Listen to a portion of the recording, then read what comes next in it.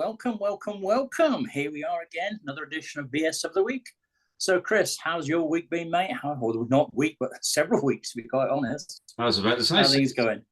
It seems a lifetime since we last saw you. You've been gone that long. You've even lost your tan. I know, mate. I know. It was ridiculous, you know. All that sunbed wasted. Yeah, we were expecting to see, this glowing tan on you, and this Adonis look, this Greek look, and it's just not there. Very disappointing, Kev. You mean I don't look like an Adonis, Chris? Come on. Tell you what, mate, before we fall out, you better introduce our guests, I think. Right, well, this evening we are joined by the wonderful Colin Andrew of the Swarming Giant Hornets. I couldn't say it then.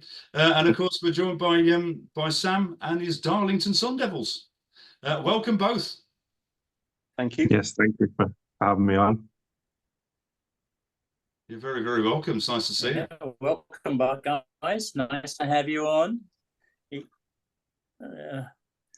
So before we start, because what we're going to do is have our usual look at the games and everything, I just want to sort of say a few words. It's been, as most people that watch this program are probably part of the BigSky, so I think most people will know what I'm talking about here.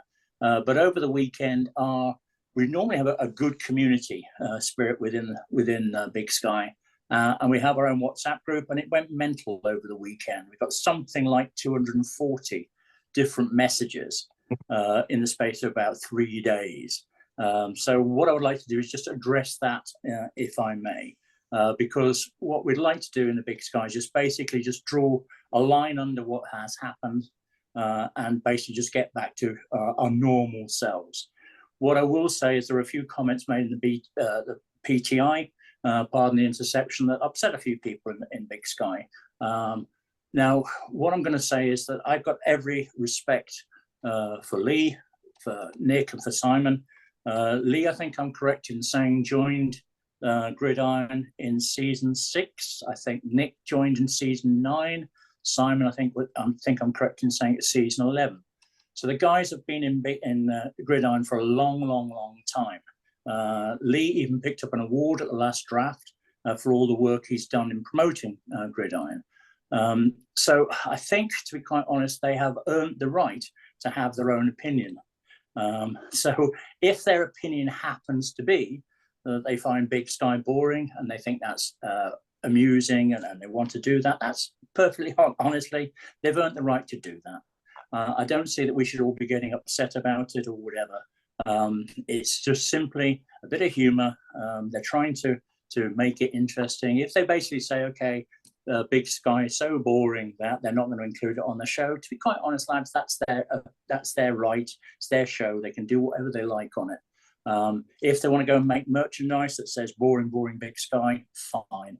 Let's not react to it in the way that we want to, and let's just basically just sort of knock it on the head and move on, I think, because Rich and Rich have created a fantastic game here that we all enjoy. We all know within BigSky that we get on. We've got a great community. So I'd just like to ask everyone to just basically bury the hatchet. Let's just get on with enjoying this game that we love. Okay, so with that said, speech over. Let's have a look at the games that were played this week. So Sam, could you start us off by having a look at the LFC for us, mate? Yeah, so just going through the games, I've just sort of picked just a look at the 4 games, which I think were a bit more of a, I suppose, more of a formality than anything else. So starting with sort of the Sharks versus the Buccaneers, ended with a 42-7 win to the Buccaneers, which I think is probably sort of expected. I know that sort of Ben's in his massive rebuild that he's doing, so I don't think that that's a particular result that's going to come to shock him at any point. So I think, yeah, that game was sort of a fairly standard result. Another game that probably was also another fairly straightforward result was the Fire against the Phoenix. Again, a 24-3 win. I know the Phoenix are still sort of quite strong and are still sort of pressing with their, for that second place. But, Patrick's Fire have just, as have been on fire. I think they're 6-1 for the season. They're just, running away with it in in that LFC division. Yeah, Chris, do you think we can actually get rid of Patrick again? I think no, can we trade him back? Nobody wanted him back to start winning. Sorry to interrupt you, Sam. Sorry, no, it's fine. The guy that took over Patrick's team whilst he was away for that one season seems to have helped keep Patrick on that trajectory, because the season before he left, he was on the up, and then I think last season the Fire was still doing well, and then this season they've just taken it to the next level. I mean, what you're really saying, Sam, you're saying it's not on Patrick, it's on the guy who took over from him. Yeah. Patrick's just taken on his team, and just Patrick was not doing anything with the team beforehand, and all of a sudden it's now doing well. I wonder what's happened with that. But I've played him already this year, and that quarterback that he's got that just keeps running, he's almost unstoppable. So yeah, the other game in that division, which was my game, the Sun Devils against the Statesmen, I've been trying to beat the Statesmen for the last 4 years, and I finally got that win that I've been dying to see. It was a weird game as well. I think I had 3 roughing the passer calls, and there was just all sorts going on. My defense was just, I don't know, there was up for it, but in probably the wrong way. But we managed to sort of keep the Statesmen at arm's length and finish that 30-19. And then the final game is the Hornets against 66ers again. The Hornets just do what the Hornets do, keep winning at the moment. So yeah, that 36-20 win against the 66ers, and another great performance. Yeah, it bugs me to say it, but well done, Colin. Not as close as you think that game. The 66 has got it back to 20 apiece. Yeah. So it was not till late in the second half that we stretched away with a field goal, a touchdown and 3 field goals. That's good stuff. So this week, Colin, what we've asked you to do, mate, is switch allegiances and have a look at the PFC. If you would. Thank you very much. So good afternoon, everybody. I'd just like to say I echo Kevin's sentiments from what he said earlier. So please, everybody, if we can just bury the hatchet, it'd be great, and just enjoy the game. So I'm starting off, no particular order today. We're going to go for the Stormers at the Huskies. Stormers were 4 points favourites in the preview, but believe it or not, Stormers 7, Huskies 21 at half time. Was there a shock on? Wow. But apparently the Stormers had the half time Kool-Aid, and around the 34-minute marker, Huskies picked up the ball on the own 43, and after a little bit of a drive, they fumbled it on the 35-yard line. And then the Stormers had 5 perfect drives for touchdown after that. The 65, 83, 36, 80, and 37 yards for 35 points. Yeah. In that time, Huskies managed just 1 touchdown, and the game was gone 42-28. I thought a really good effort by the Huskies. Well played. Just couldn't hang on. The Kool-Aid did for them. On the downside for the Stormers, wide receiver Slimer picks up a G in the last minute, 59 minutes and 30 seconds. That's likely his season done on 1,486 yards receiving. And I think the Stormers are going to finish 7-3, and I think the Huskies may go for the 5th round draft pick, and they might finish 1-9. So the Stormers, they're going to have to rely on their leading running back Pritchard, who's on 1185, and their secondary receiver Ripple for the rest of the season. So it was quite an entertaining game. I thought the shot was on for a while. The Stormers proved good, and it was good. The Stormers needed it because they come off the back of 2 losses, so they reignited the season again. So next we'll go to Chris's game. Let's go to the Rough Riders versus the Santa Rosa Chargers. It was +2, I think, preview to the Chargers. Rough Riders came up with 6 turnovers they had. The first one didn't cost any scores. Second one, it was a field goal. Third turnover, nothing. Fourth turnover, nothing. The 5th turnover, field goal, and the 6th turnover, nothing. It was just lots of turnovers, but nothing much came of it. They had similar yards across the teams. 5 field goals and a touchdown for the Chargers saw them run out winners in the end. Rough Riders picked up 3 injuries, all on the starters, and the Chargers didn't really get any injuries. So well played, Chris. A good win. Keeps you in for the division title race and the playoffs. So well played. Next up, we'll go to the Maroons, the Bombers. The spread was 14 points to the Maroons. And Maroons are 7 up at half-time, I think. And Bombers got it level at just after half-time. So it was, are the Bombers going to do a shot? But then no, 21 unanswered points to the Maroons. And it ran out 35-14 with 3 TDs for wide receiver Dong. Good effort by the Bombers, though. No injuries to them. 1 injury to the Maroons. I think the Bombers may run out drafting second and might miss out on the first place because they've got the Stormers, Surfers, and I think the Warriors to play.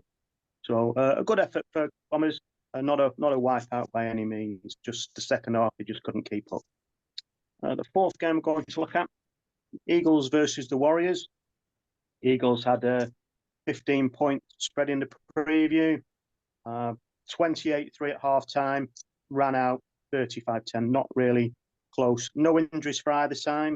Newcastle have got 3 games to clear. Top of the PFC South, but they've got 3 tough games. Away at the Rapiers, away at the Devils, and home to the Maroons.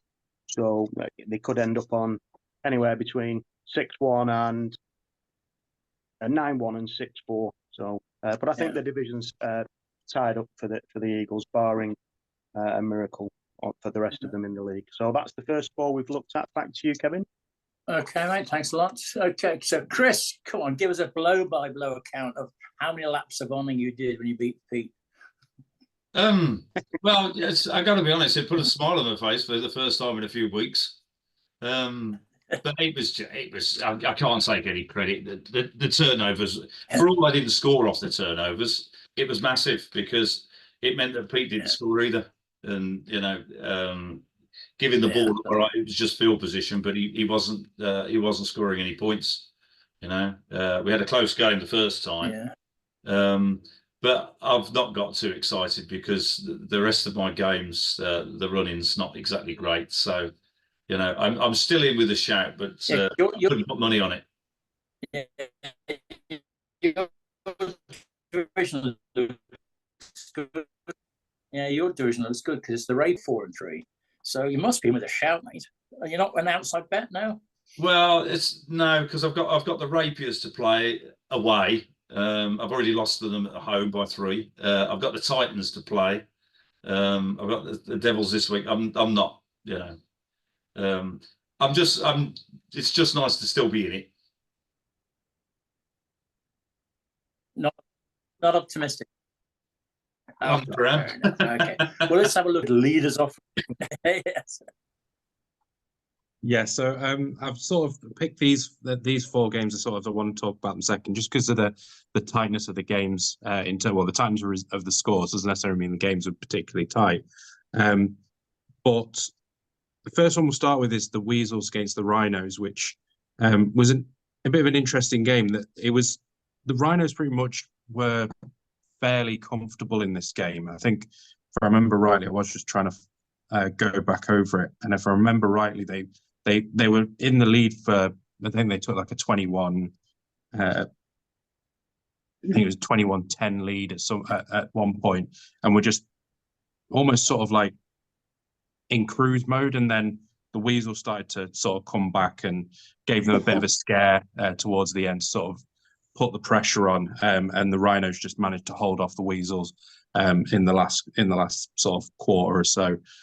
So again, the Rhinos sort of got that 21-18 win, which is a good win for them. The Weasels are obviously a strong team, and will continue sort of their season. The next game that I looked at was the Massive against the Irish, which is a 35-32 win to the Massive. They also managed to get a passing record of 5 touchdowns in a game. Baldwin got 4 touchdowns for 163 yards. This game was sort of very tit for tat. It was sort of one would get a touchdown and the other one come back. And I think it got to the second half and there was, I think the third quarter, the massive it got a double touchdown scores, which sort of gave them that sort of little bit of breath, and went on to win in that game. The next game, which I found which was really interesting, was the Knights against the Shadows. I'm not sure what's happening with the Knights. I think last year they were in a quite positive season, and it just seems to have fallen apart a bit. I think they've only won, is it 1 or 2 games this season, and I think the prediction was a 6-4. So I'm not sure what's happening with the Knights, but in this game it was wasn't high scoring. I mean, we saw the Shadows won 16-15, and the Knights were 15-10 up at half time, and with, I think in the early part of the fourth quarter, they got a field goal, which took it to 15-13, with the Shadows taking it down to the wire. And with 50 seconds to go, they managed to get a field goal to win the game. There was a chance for the Knights to try and get something in the dying embers, but 3 incomplete passes meant it was over for them.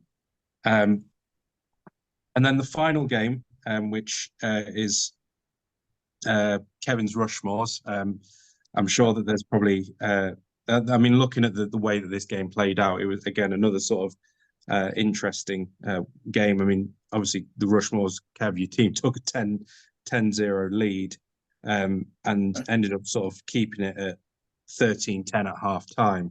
And just as the second half started to go on, you took a 16-10 lead, keeping that sort of lead intact at the time. And then, the Patriots came back and took out 2 touchdowns and put it to 24-16.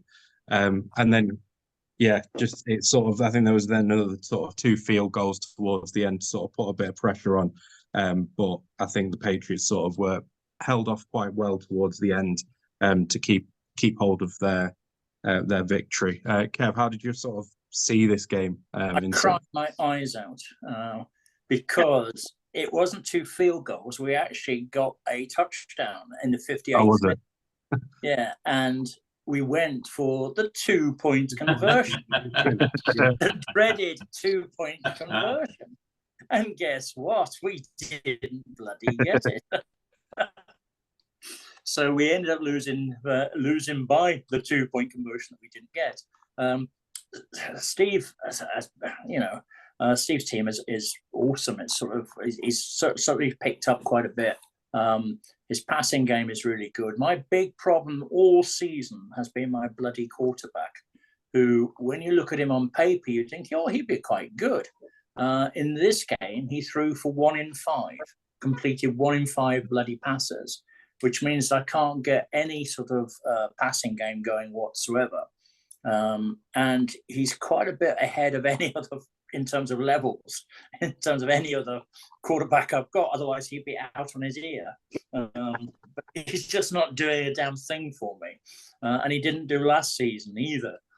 Is that down to O-line issues, or I'm just trying, because I mean, I know for the first few seasons I had good quarterbacks, but would not do anything, and that my issue was all O-line, and I don't know if is that something that's the same, or it shouldn't be. I mean, without giving any secrets away, they're all higher than 14 level, so it shouldn't be.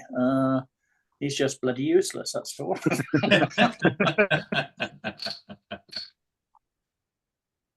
He trains up really well, though. Sounds like you might have. He's got another 2. Sounds like you might have. He's got another 2 levels. Sorry, mate. Carry on. No, you carry on.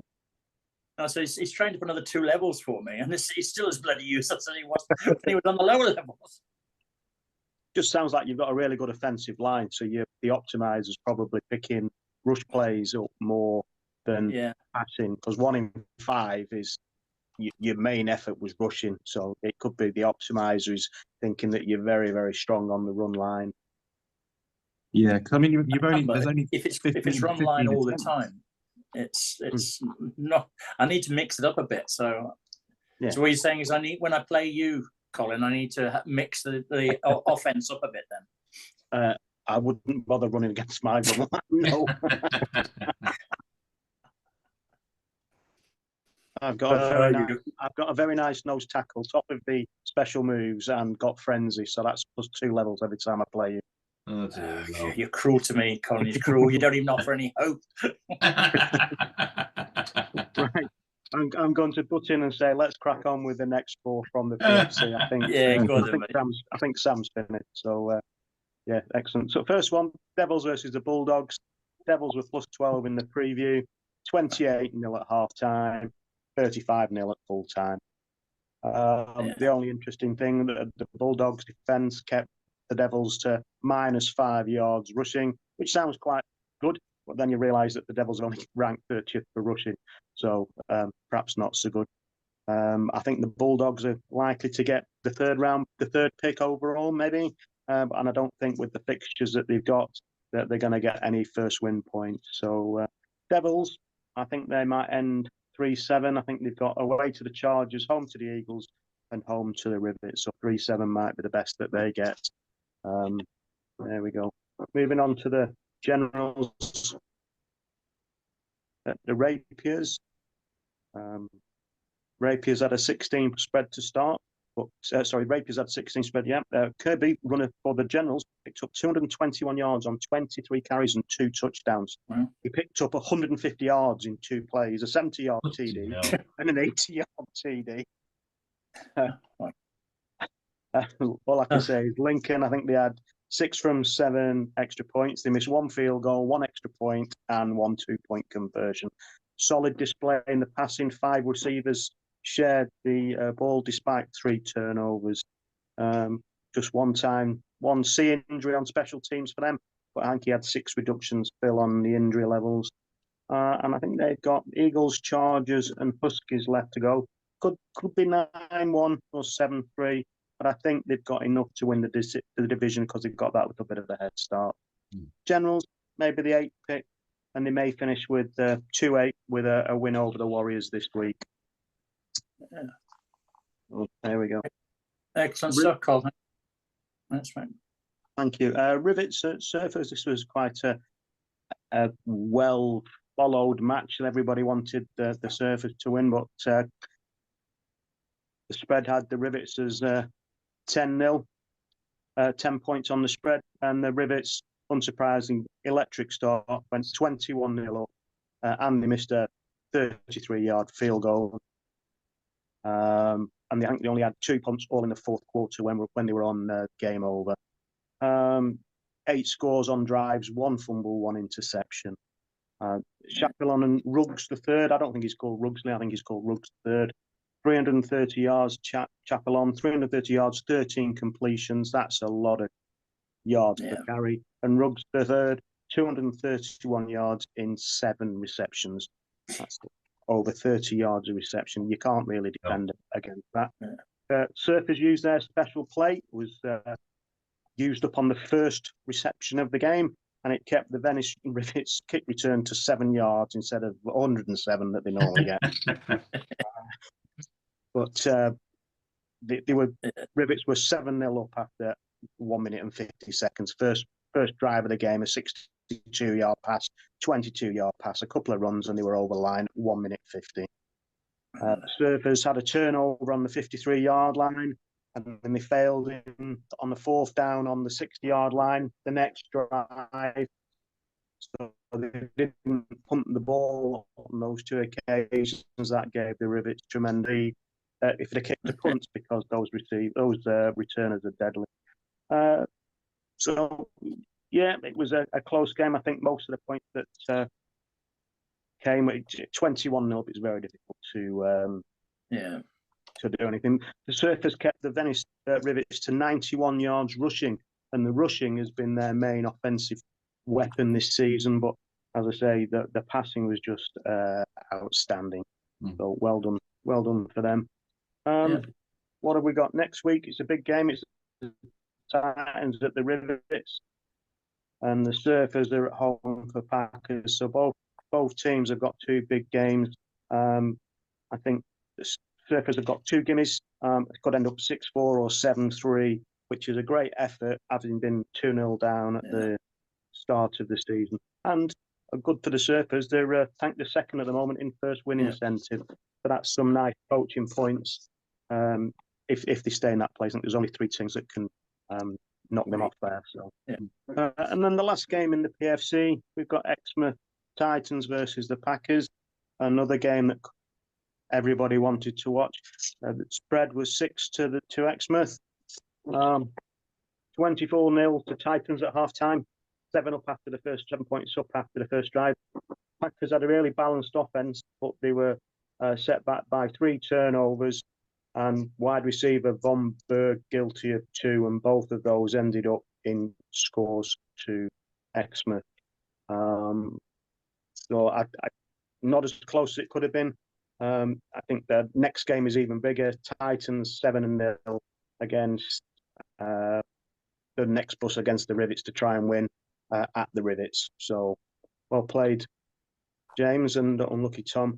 Tom's got a really difficult running. Packers need 3 wins to be, I think it's 6-4, and they could end up 3-7 if they lose them all. They're playing the Surfers away, the Stormers away, and the Rough Riders at home.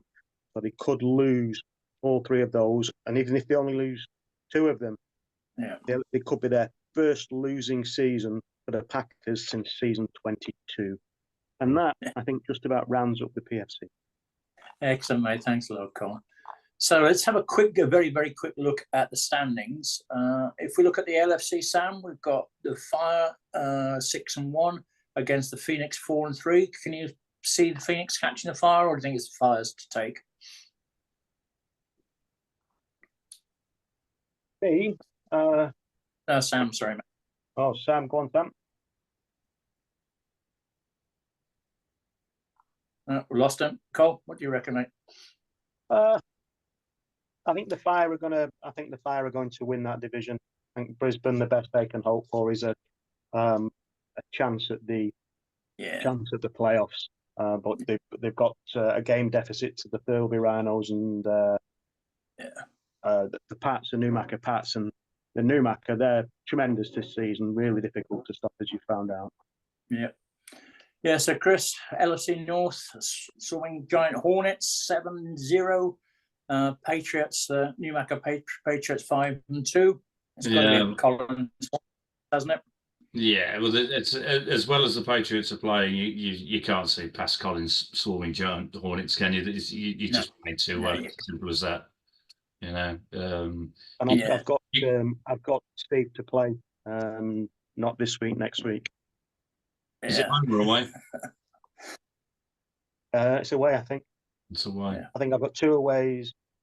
It's a home and 2 aways I've got left. Yeah. Well, it's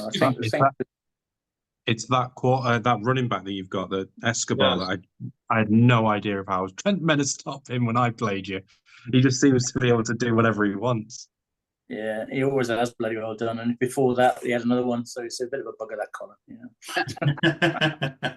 Well, he's at week 7 and he's over 2,000 yards. Reception. So 350 of them were against me. One trick pony team. Just chuck it to him and let him run with it. Yeah.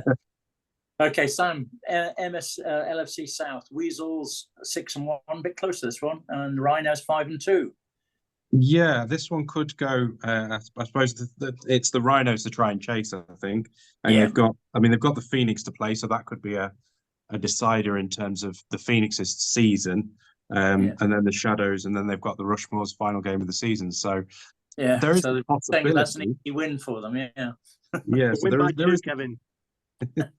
And then looking at the Weasels, they've got the Fire, which probably unlikely to be a win, and then the Knights and the Patriots. The Patriots could be another one that could get the win there. So I mean, they could only get potentially 1 victory in the next 3 games, and the Rhinos could potentially get 2 and potentially take it. So it'll be interesting. That could be one that goes down to the wire, which will be fun to watch. Yeah. I think certainly the old points difference at the moment is very much in the Weasels' favour. Yeah. They're sitting on 197, the Rhinos 40. So Rhinos have got a bit of catching up to. Final one in the LFC, we've got the Massive at 6-1, and the Bucks at 4-3. Got to fancy the Massive, haven't you? Yeah. Yeah. I'm hoping I might be able to get a win against the Bucks. So I could do with that. I might be ruining their season as well. If I can get a win. Yeah, well, I'm playing the Massive next week, I think it is. So that's another win for them. So there we go. Let's move over to the PFC quickly. Chris, your division, mate. Rapiers 6-1, Rough Riders 4-3, Chargers 4-3. Who are you going for? Rapiers? Yeah, I don't think there's any two ways about it. If I'm honest, I think Phil will comfortably win the division. I think, if I'm honest, I think Pete will come second, and then it's whether or not Pete can sneak into the playoffs. He's got the easier running than me, so I expect him to finish above me. Can he sneak in 4-3? Maybe, yeah. But it's very, very close. The playoff spots could go either way. There's 3 or 4 teams in contention, so yeah. But that's what I'd expect. Yeah, the Rapiers followed by Pete, I think, and his Rough Riders. Well, PFC North, I'm actually going to stick my neck out here, and I'm going to say the Roots are going to win. Are you sure about that? Because they're 7-0. Yeah, I'm pretty sure. I looked into my crystal ball, and I sort of realised that they'll be 9-1 at the end of the season. There you go. Maybe. Are the Surfers 2 games? PFC South, Eagles. Yeah, 3 games back. 3 games back. They're 4-3. Yeah. Eagles 6-1, Devils 3-4. Again, could stick our necks out here and say Eagles. Well, the Eagles have 3 tough games: away at the Rapiers, away at the Devils. And if the Devils win that one, it's all on the last game. And the Eagles' last game is home to the Maroons. Yeah, Zane can if he beats the Eagles, that would be a good win. But it's really his only chance, isn't it, to beat the Eagles? But then the points difference comes in. Yeah, it does. But yeah, I think the Eagles have got it. Probably get 7-3 or 7-3 or 8-2, I think. Yeah, and again, last one, PFC West, the Titans and the Stormers. The Titans 7-0, and the Stormers are 5-2. Again, definitely the Titans in the box seat there for the divisional title. You've got to sort of say the Stormers, though. But remember, Stormers have lost their star wide receiver. Yeah, you were saying that. So that's going to put the mockers on it. I think he'll get might be in the 6th or 7th, so for the last wild card or 7th place, I think. Yeah, I mean, they got to play the Bombers and the Bulldogs, so I mean, I think they're probably 2 wins there, and then I think probably 7-2. But I think there's only for the Titans, it's only the Rivets that could really, obviously could.